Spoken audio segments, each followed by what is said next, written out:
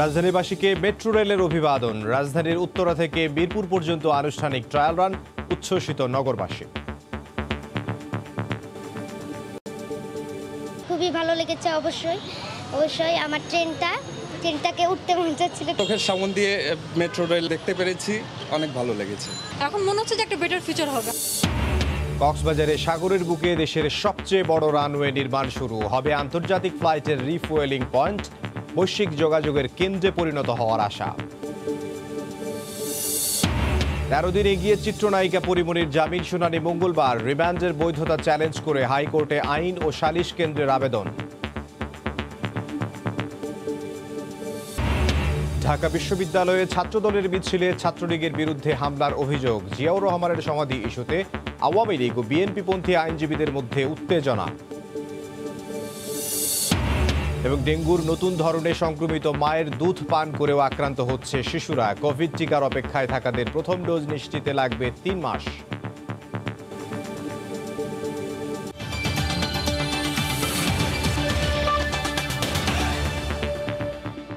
দেখছিলেন শিরোনাম। জনপদের সময় সঙ্গে আছে আমি ইমদাদুল হক। মেট্রো রেলের স্বপ্ন এখন বাস্তব। বাংলাদেশে প্রথমবারের মতো বৈদ্যুতিক ট্রেনের ট্রায়াল রান হলো আজ সকালে। সড়ক পরিবহন ও সেতুমন্ত্রী ওবায়দুল কাদের উদ্বোধনের পর চলে রাজধানীর উত্তরা থেকে মিরপুর পর্যন্ত। সব ঠিকঠাক থাকলে আগামী বছরের ডিসেম্বরে খুলে দেয়া হবে জনসাধারণের জন্য। স্বপ্নযাত্রার বিস্তারিত জানিয়েছেন সহকর্মী রাশেদ লিমন ও রাশেদ বাপ্পি। ছবি তুলেছেন সালাউদ্দিন লিয়া, মিজানুর রহমান ও বাবুল মিয়া। নতুন এক স্বপ্নযাত্রার শুরু। ঘড়ির কাঁটায় বেলা 11:50। ডিপো থেকে বেরিয়ে ভায়াডাক্টের পথে স্বপ্নের মেট্রো রেল। মিনিট দুয়েক বাদে সে মাহেন্দ্রক্ষণ। সবুজ পতাকার সংকেত যেন জানিয়ে দিল এগিয়ে যাও বাংলাদেশ। অগ্রযাত্রার এই পথের সারথি রাজধানীবাসীর দীর্ঘদিনের জমে থাকা আকাঙ্ক্ষা আর অপেক্ষা। শুরু হলো আনুষ্ঠানিক ট্রায়াল রান, আর বাকি কয়েকটা ধাপ। তারপরেই স্বপ্নটা ধরা দেবে হাতের মুঠোয়। রাজধানীর উত্তরা থেকে মতিঝিল 20.1 কিলোমিটার। এই পথে থাকবে 16টি স্টেশন। এরপর আরও 1.5 কিলোমিটার পথ যুক্ত করবে কমলাপুর। প্রথম দিনে এই আনুষ্ঠানিকতায় উত্তরা উত্তর, মধ্য ও উত্তরা দক্ষিণ পেরিয়ে গন্তব্য পল্লবী। প্রথম পর্যায়ে 6 মাসে এই পারফরমেন্স টেস্ট, 3 মাসের সমন্বিত ট্রায়াল, 5 মাসের যাত্রীবিহীন পরীক্ষা শেষে বাণিজ্যিক কার্যক্রম। সমান্তালে চলবে বাকি কাজও। আর এই কর্মযজ্ঞ শেষে আনুষ্ঠানিক উদ্বোধন 2022-এর বিজয়ের মাসে। সমালোচকরা সমালোচনা করবে, অপপ্রচার করবে, কিন্তু আমরা জবাব দেব কাজ দিয়ে। আগামী বছর জুনে আমরা পদ্মা সেতুর উদ্বোধন হবে, এরপর কর্ণফুলী শেখ মুজিবুর রহমান টানেল, এবং বছর শেষে ইনশাল্লাহ শেখ হাসিনার অগ্রাধিকার প্রকল্প এমআরটি লাইন 6 তিনি নিজেই শুভ উদ্বোধন করতে পারবেন। প্রথম দিনের পারফরমেন্স টেস্টের গতি ছিল 25 কিলোমিটার।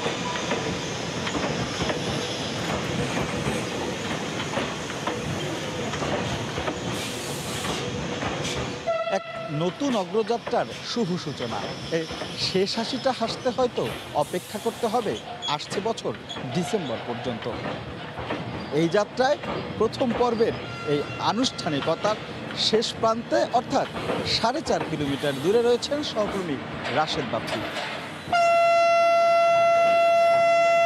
অবশেষে দৃষ্টি সীমানায় স্বপ্নের মেট্রো রেল। উত্তরার দিয়াবাড়ি ডিপো থেকে 11:52 যাত্রা করে প্রথমে উত্তরা উত্তর, পরে উত্তরা সেন্টার হয়ে ট্রেন পৌঁছায় উত্তরা দক্ষিণ স্টেশনে। ধীরে ধীরে স্বপ্ন ট্রেন এগিয়ে আসতে থাকে মিরপুরের পল্লবী স্টেশনের দিকে। আর একটু একটু করে অবসান হতে থাকে আশপাশের সুউচ্চ ভবনের ছাদে দীর্ঘ সময় ধরে অপেক্ষমান মানুষের প্রতীক্ষার। হুইসেল বাজিয়ে ট্রেনের ভেতর থেকে হাত নেড়ে এলাকাবাসীকে শুভেচ্ছা জানান পরীক্ষামূলক মেট্রো যাত্রার অংশীদারেরা। এলাকাবাসীও ফেটে পড়েন উল্লাসে। ট্রেনটা গেল তখন আমার খুব ইচ্ছা হয়েছিল ট্রেনটা উঠি, কিন্তু নেয়নি ট্রেনটা আমাকে নেয় নাই। এতদিন তো শুধু দেখেছি যে বাস্তবায়ন হচ্ছে যাই হোক, এখন চোখের সামনে দিয়ে মেট্রো রেল আপনার দৃশ্যমান হয়েছে। এখন মোটামুটি আমরা অনেক খুশি। খুবই ভালো লাগতেছে, বিকজ আমরা এটার জন্য কিন্তু কষ্ট অনেক করলাম। মেট্রো রেলের জন্য রাস্তাঘাটের যে অবস্থা ছিল আমরা অনেক কষ্ট করছি। এখন মনে হচ্ছে যে একটা বেটার ফিউচার হবে। সোয়া 12টার দিকে ট্রেন পৌঁছায় মিরপুরের পল্লবী স্টেশনে। এরপর কিছুক্ষণ অপেক্ষা শেষে ট্রেন আবার ফিরতি যাত্রা করে উত্তরার দিয়াবাড়ি ডিপোর উদ্দেশ্যে। এই জিনিসটা হয়েছে আমাদের মনে করেন এখন আসা যাওয়ার জন্য খুবই মনে করেন কি ভালো হবে। মিরপুর থেকে আপনার মতিঝিল পর্যন্ত যেতে আগে প্রায় 2 থেকে 2.5 ঘন্টা সময় লাগতো। যদি একদম ফুললি কার্যক্রম শুরু হয়ে যায় সেক্ষেত্রে মানুষ 20 থেকে 25 মিনিটের মধ্যে মতিঝিল যেতে পারবে। মেট্রো রেলের পরীক্ষামূলক চলাচলের আনুষ্ঠানিক উদ্বোধন আশার সঞ্চার করেছে রাজধানীবাসীর মনে। পাশাপাশি বৈদ্যুতিক ট্রেনের যুগে বাংলাদেশের এই প্রবেশে খুশি সারা দেশের আপামর জনতা।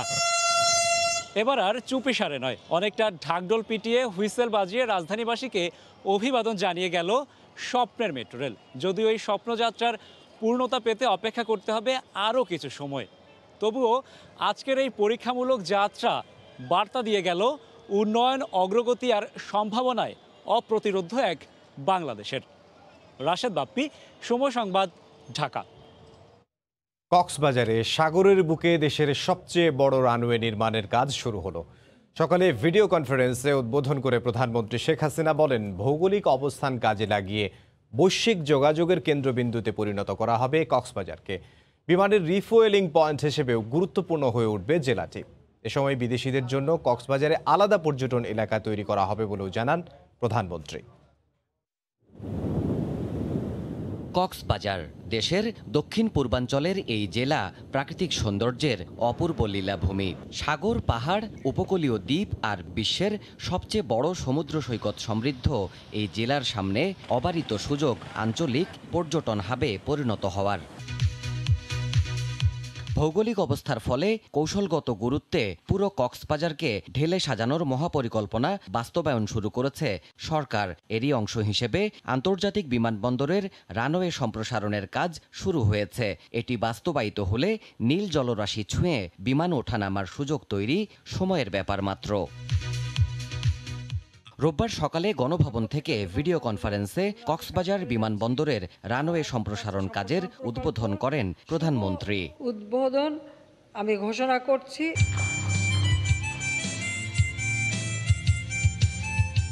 নান্দনিক এই প্রকল্পসহ পুরো কক্সবাজার ঘিরে উন্নয়ন পরিকল্পনা তুলে ধরে বক্তব্য রাখেন সরকার প্রধান। তিনি বলেন, এটি হবে অর্থনৈতিকভাবে লাভবান হবার নতুন সম্ভাবনা। পাশ্চাত্য থেকে প্রাচ্যে বা প্রাচ্য থেকে পাশ্চাত্যে যত প্লেন যাবে খুব স্বল্প সময়ে এখানে এসে নামতে পারবে, রিফুয়েলিং করতে পারবে, যেতে পারবে। আর পাশাপাশি আমাদের এত চমৎকার করে আমরা কক্সবাজারকে সাজাবার পরিকল্পনা নিয়েছি। আমাদের কক্সবাজার এটাকে আরও আধুনিক সুন্দর পর্যটন কেন্দ্র আমরা করব বিশ্বমানের। শেখ হাসিনা বলেন, ভবিষ্যতের কক্সবাজার হবে সবচেয়ে গুরুত্বপূর্ণ জায়গা। তাই আধুনিক পর্যটন কেন্দ্র গড়ে তুলতে বহুমাত্রিক পদক্ষেপ নিচ্ছে সরকার। দক্ষিণ পূর্ব এশিয়ার দেশগুলি তাদের সাথে আমাদের যোগাযোগটা বাড়াতে হবে। যোগাযোগ হলে আমাদের ব্যবসা বাণিজ্য সম্প্রসারণ হবে। আমরা শুধু এই পশ্চিমাদের দিকে মুখ করে থাকবো না। এই যে মানে স্যান্ডি বিচ যাকে বলে, এটা খুব কম আছে পৃথিবীতে। সেখানে আমরা বিদেশিদের জন্য স্পেশাল জোন করে দেব, যেখানে শুধু বিদেশিরা আসতে পারবে এবং তারা যেতে পারবে।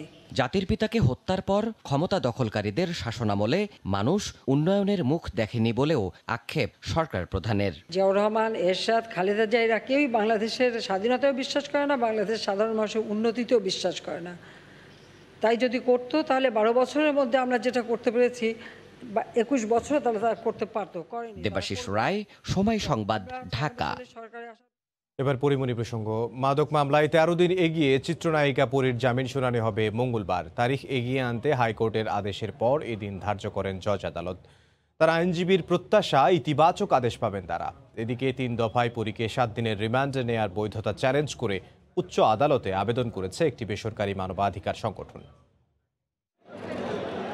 3 দফা জামিন চেয়েও পাননি চিত্রনায়িকা পরিমণি। চতুর্থ দফায় জজ আদালতে জামিন চাইলেও শুনানির দিন ধার্য করা হয় 21 দিন পর 13 সেপ্টেম্বর। তাতেই ক্ষুব্ধ হন তার আইনজীবীরা, চান উচ্চ আদালতের হস্তক্ষেপ। পরীর আবেদনে 2 দিনের মধ্যে শুনানি করতে রুল জারি করে হাইকোর্ট।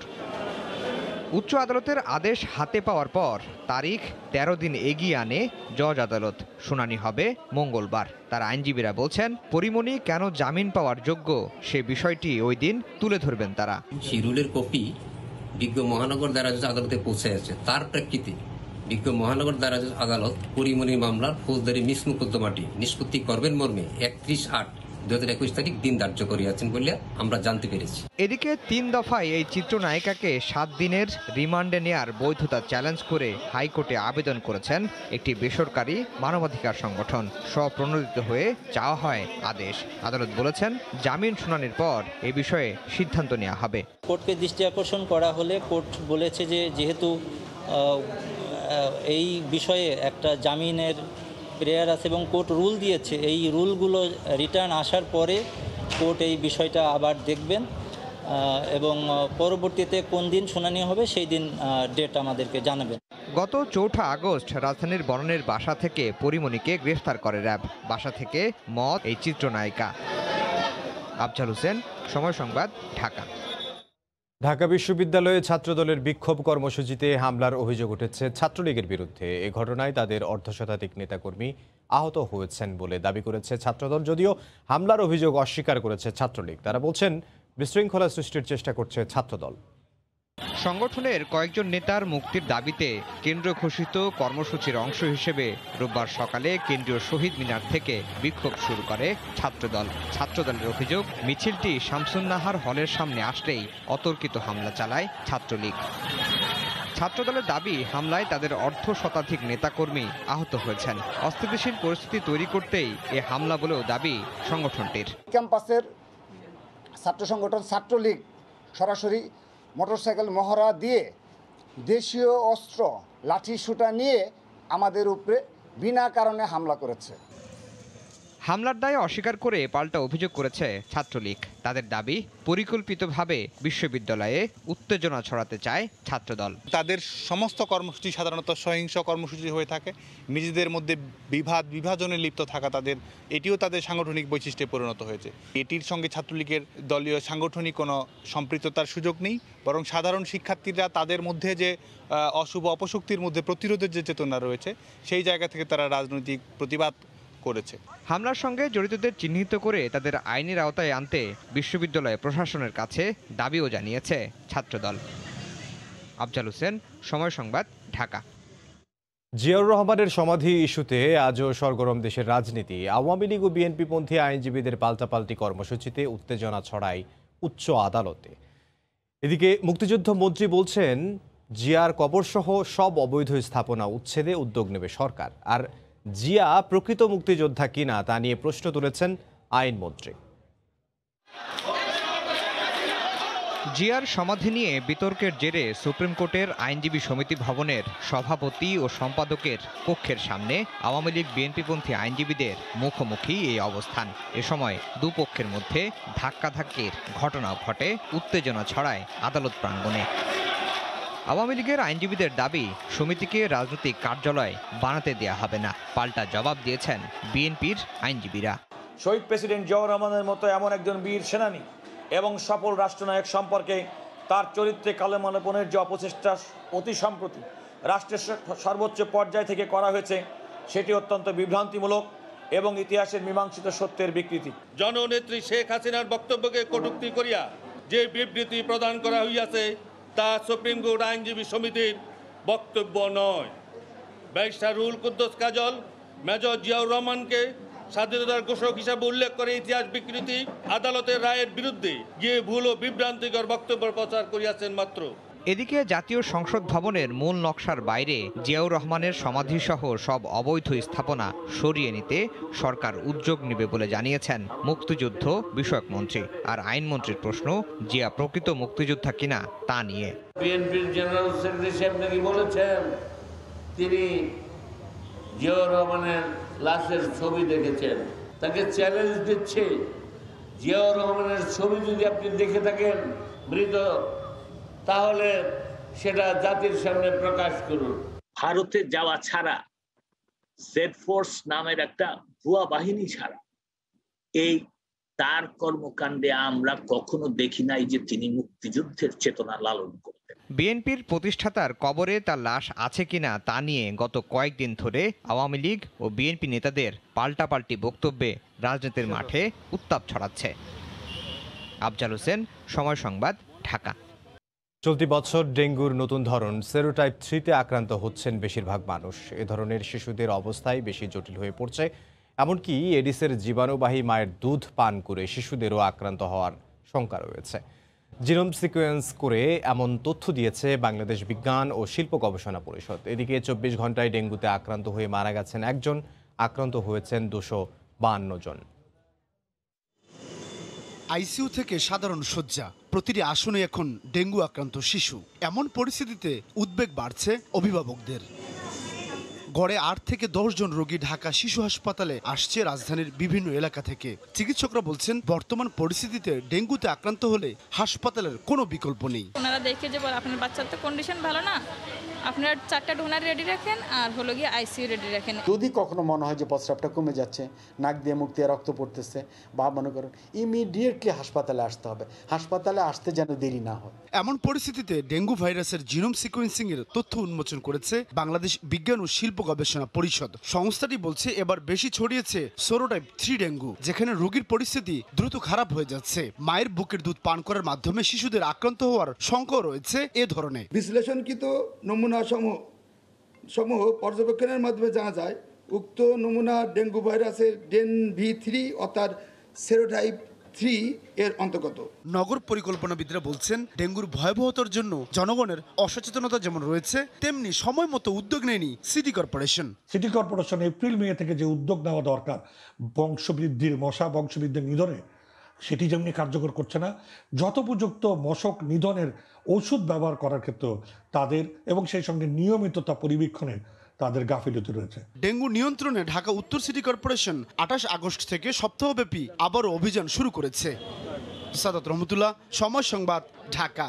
দিন গড়ানোর সাথে সাথে বাড়ছে টিকার SMS পেতে বিপুল সংখ্যক মানুষের অপেক্ষা, উৎকণ্ঠা। নিবন্ধনের পরও টিকা না পাওয়া মানুষ এখন প্রায় 2 কোটি। এই অবস্থায় অপেক্ষমানদের টিকার প্রথম ডোজ পেতে সময় লাগবে 3 মাসের মতো।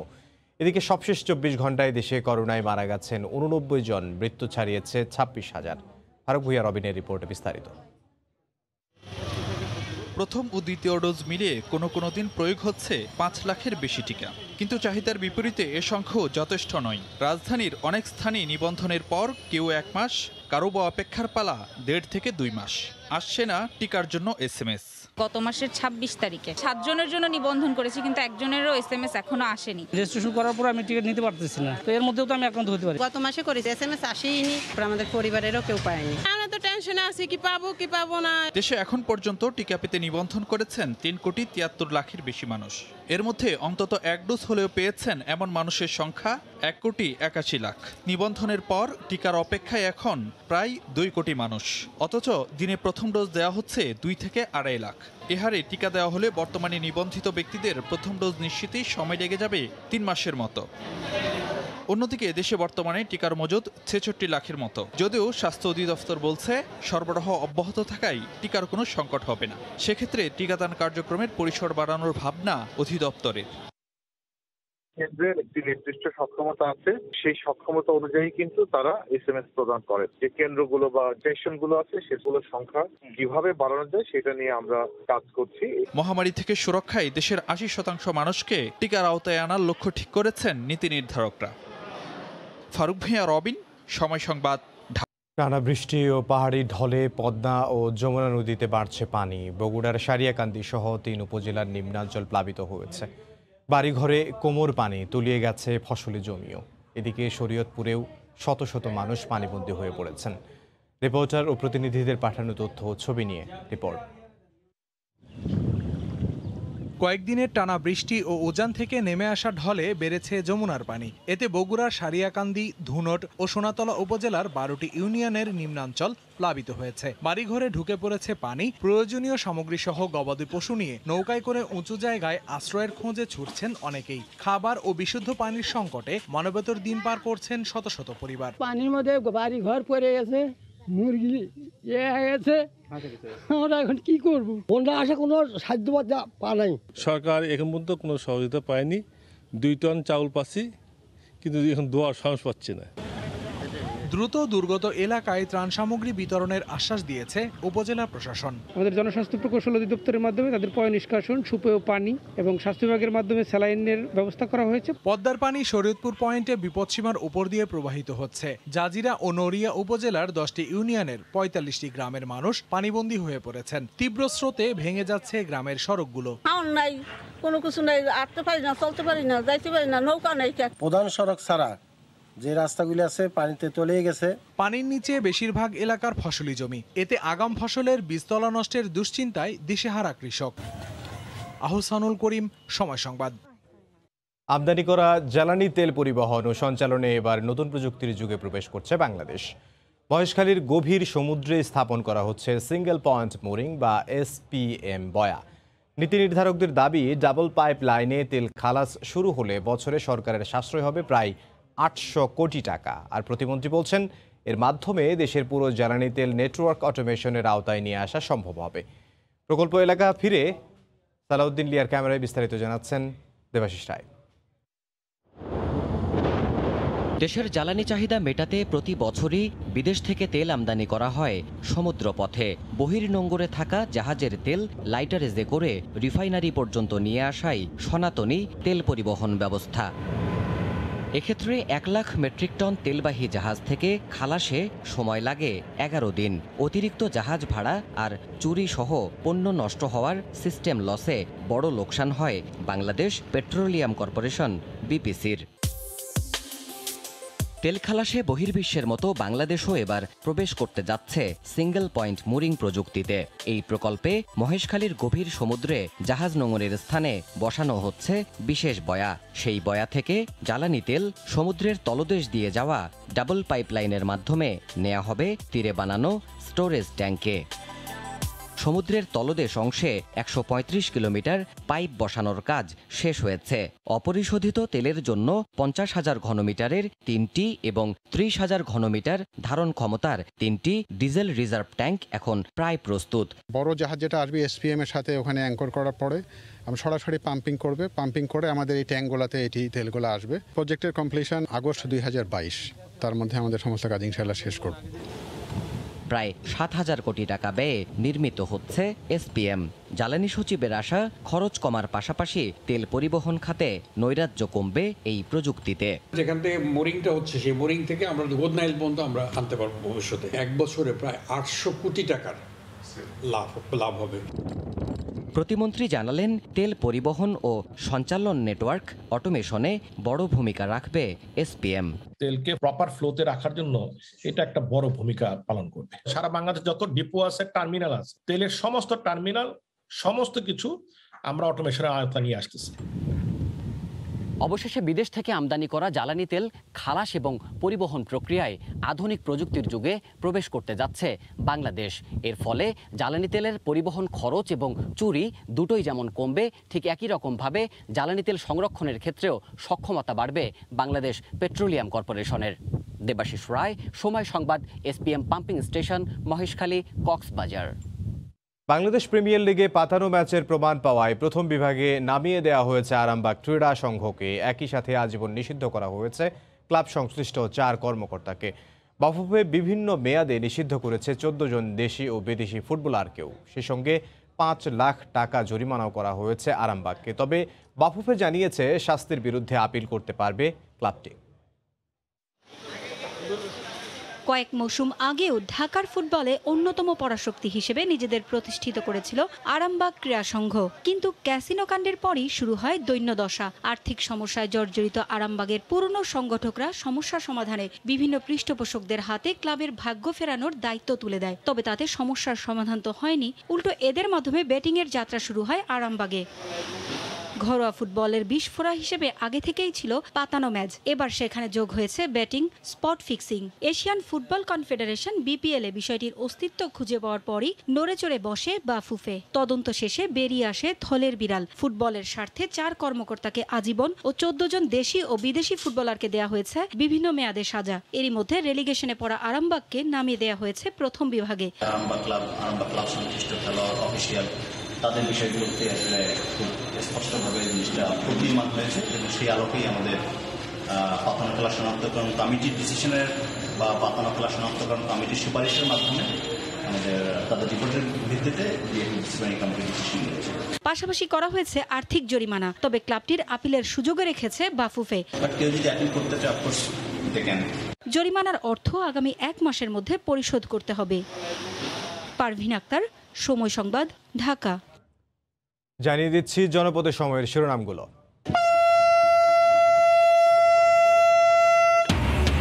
রাজধানীবাসীকে মেট্রো রেলের অভিবাদন। রাজধানীর উত্তরা থেকে মিরপুর পর্যন্ত আনুষ্ঠানিক ট্রায়াল রান, উচ্ছ্বসিত নগরবাসী। খুবই ভালো লেগেছে। অবশ্যই আমার ট্রেনটাকে উঠতে মন চাচ্ছিল। চোখের সামনে দিয়ে মেট্রো রেল দেখতে পেরেছি, অনেক ভালো লেগেছে। এখন মনে হচ্ছে যে একটা বেটার ফিচার হবে। কক্সবাজারে সাগরের বুকে দেশের সবচেয়ে বড় রানওয়ে নির্মাণ শুরু হবে। আন্তর্জাতিক ফ্লাইটের রিফুয়েলিং পয়েন্ট, বৈশ্বিক যোগাযোগের কেন্দ্রে পরিণত হওয়ার আশা। এবং 13 দিন এগিয়ে চিত্রনায়িকা পরিমণির জামিন শুনানি মঙ্গলবার। রিমান্ডের বৈধতা চ্যালেঞ্জ করে হাইকোর্টে আইন ও সালিশ কেন্দ্রের আবেদন।